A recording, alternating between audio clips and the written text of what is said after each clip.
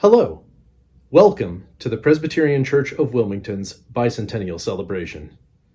Our church began its faith journey in 1823, which makes us 200 this year.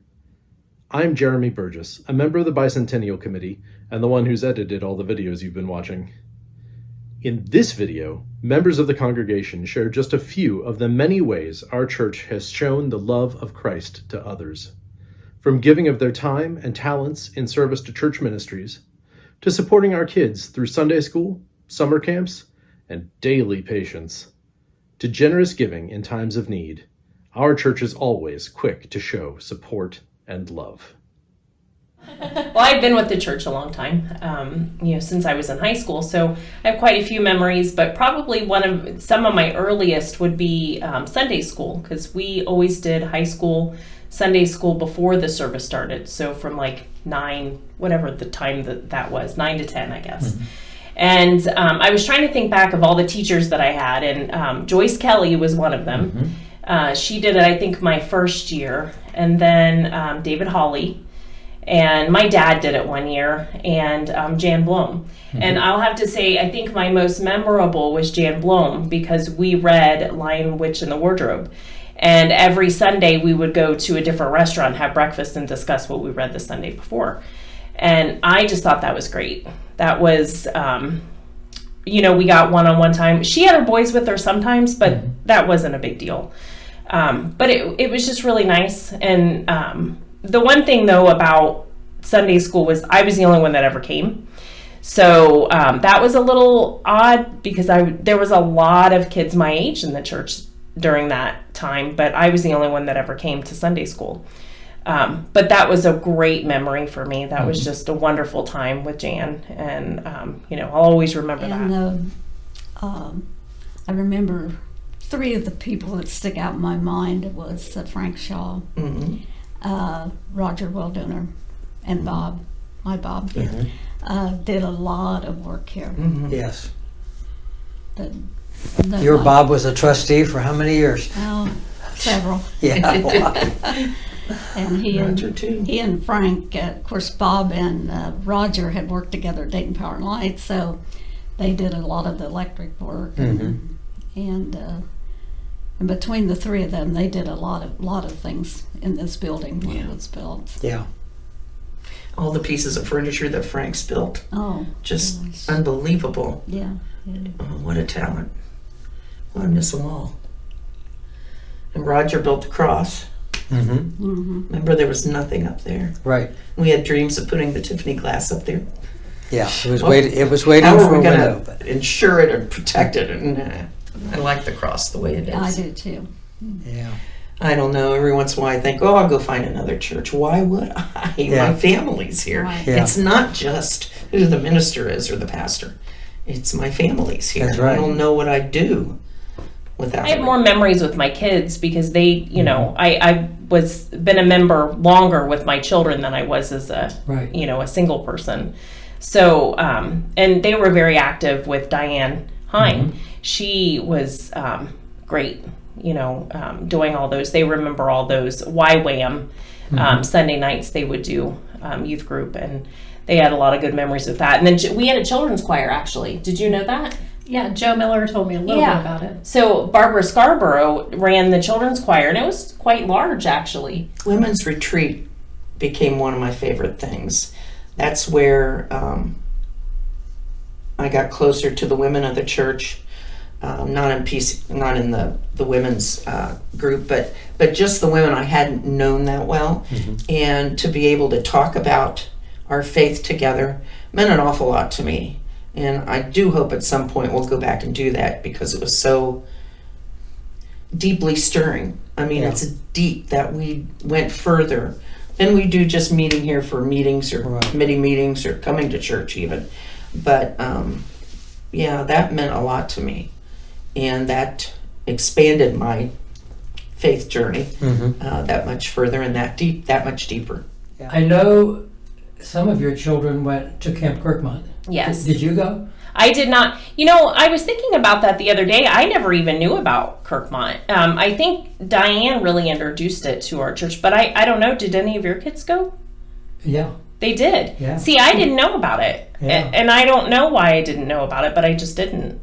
So, But you did when your kids were eligible. yes, Yeah. because Diane made sure Yeah. that as soon as Macy was old enough to go, that she was going. My kids, still to this day, like Phil is getting his senior pictures there. Because, because all of my kids are like, that is, if I need to go somewhere to feel close to God, that's where I'm going to go. Yeah. Yeah. And it's like their favorite place in the world. Like Jack, he's so funny, which you've not met Jack, but Jack, he would start crying on like day 1 because he didn't want to come home. He loved it. Like they were taking bets on when he would start crying. Because he wanted to be there all the time, and he just, it was his favorite place in the whole world. I thought you were going to say he cried because he didn't want to go. Oh no, he just, like I would pick him up and he would just be like almost inconsolable because he didn't want to leave. So it was, it was just wonderful for all my kids. And I remember then Jack. Go ahead. Oh, I was going to say, you told us Yeah. about it for Yeah. Connor, and that was a great recommendation. Yeah. Because he's a real homebody and doesn't like to go anywhere. I didn't think he was going to go this year, but he went again, right? He did. Yeah. He asked to go. Because And he told me I was last really year that he surprised. liked it, but he didn't want to go again. Right. He was like, oh, I've been away from home a Yeah. bit. But I knew that he enjoyed it. And after, it was a few months later, he said, I think I really want to go back to Yeah. Kirkmont. And so when he asked to go again, and I said, okay, well, we'll get you all signed up for that. And when I told him that we had scheduled him, he was like, yes, I get to go back to Kirkmont. So it must good. be great. Yeah. I think it is because, my kids they rave about it. Probably my first choir or bell choir rehearsal, walking in there and not knowing anybody or what I was doing. And Sandy said, it'll be fine. So she was always telling me, it'll be fine. It'll be fine. So yeah, Was she everybody right? just, oh yeah, she was right. I want to know if there's people in this church that have influenced your life or influenced your faith journey. Anyone that stands out in particular to you? Oh, there's so many. What do you think? You have somebody you can say right off the top of your head. Just some of the names that come to mind off the top of my head are Sarah, with the way that she leads in the church and interacts with the kids all the time, and just always kind of displays the message of God's love to the kids. Sandy, of course, leading the music and always being so positive, no matter how many people showed up for choir. Yeah. It was going to be fine. That's right. Oh goodness, there are just so many. So the one person I remember, and I knew her long before church, was Esther. Esther James. Everybody did. Yeah, and one reason we got started there, my girls were in her 4-H club, and they met at the church. And she said, well, why don't you just start coming here? Because we'd been going other places. And so that was really how we started there.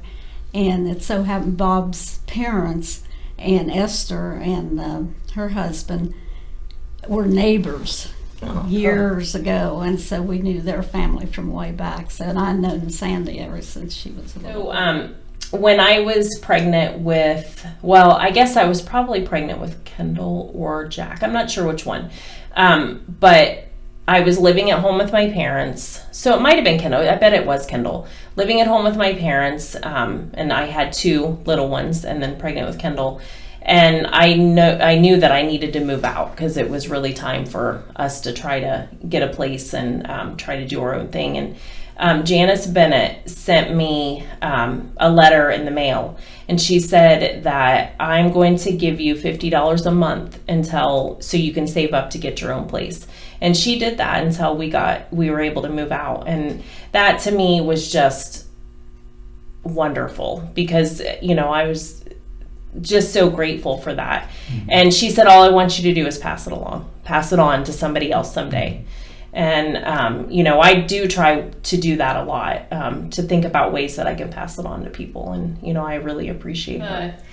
Ganoes always send cards, like whenever it's anybody's birthday or anything significant happens. Like one day when I was pregnant with Amelia, about probably, I don't know, a week or so before she was born, I was having all kinds of contractions at rehearsal, and Alan wouldn't let me drive home by myself. He followed me home all the way. He said, after choir rehearsal, they kept saying, "Are you sure you're going home?" I said, "I'm fine." And he said that he would follow me. So it's just nice having people in the church looking out for you all the time, no matter what. Yeah, that's true. Yeah, I've always felt like the church family helped me raise my kids. Being a single mother, and having my parents to help me out, but I always just felt like I could call on anybody and anybody would help me at any minute. And I always loved that I feeling. think it's a welcoming church to children. Something I really appreciated was that, like, even the first time that we came, our kids were still little too, and nobody got upset about the fact that they weren't always quiet. And still, like, children's time can get a little crazy sometimes. Your kids are really good. I don't know about my great kids. Hey, they're a little wild. We had that experience with our own kids when they were even younger. But I think that was a big difference in one of the reasons why we decided to come here, is that nobody stared at us if they were being noisy or if they weren't sitting down, or right. If Amelia had run up to sing or stand there or whatnot, nobody scolded her. I think that it was nice having a church where everybody welcomed children, because it's important to have kids in the church. It's the only way you're going to grow. Yeah. That's one of the favorite things of the people in my congregation, is when she comes up beside you when you're singing. That is true. I think it's adorable when she comes up there. The pulpit. Yeah. Then she reappears again. Really admire about this church is how generous everybody is. So, when we needed to get the handbells refurbished, we've owned those handbells for 30 years, and it was time. And I was nervous about asking the congregation for any kind of financial support for the bells. And Dory came to me and said, if you have a purpose, then people will give. And she was right.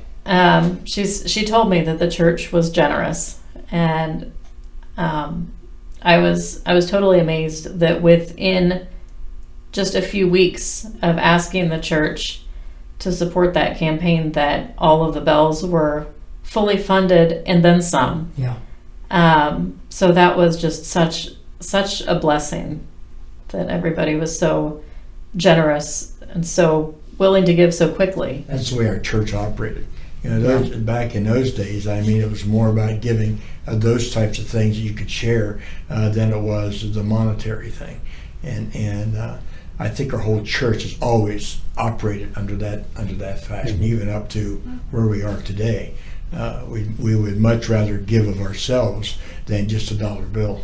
And I think that to me is an important part of our church. Extremely. Is the fact that we're giving. It never ceases to amaze me. It looks like we struggle financially with our budget, but we say we need to refurbish our bells, and boom, we've got enough money to refurbish our bells. Or replace the organ. Or here's a problem we got to solve. Bang. It's amazing how fast we can raise that money to fix that. And so, it's never been that, though. It's never been about the money. It's more like David right now. He's in charge of the trustees, and they're doing an outstanding job of keeping this building functional. And that's important to do exactly what Nancy's talking about, is inviting people in. We've got a place that works and it's functional and it's inviting, and people want to come into this church. How many times we have maybe families that need a place for a funeral, and they approach us and bring a funeral into this. They're not even members of our church. Right. But the idea is that we are open, we're inviting, and people love to come into this church and utilize the facility, which is what it is. It's a building, and Right. The church is us. And I think it's a loving group that we have. It may not be big and mighty, but it's a loving group, and I think we give this community a lot.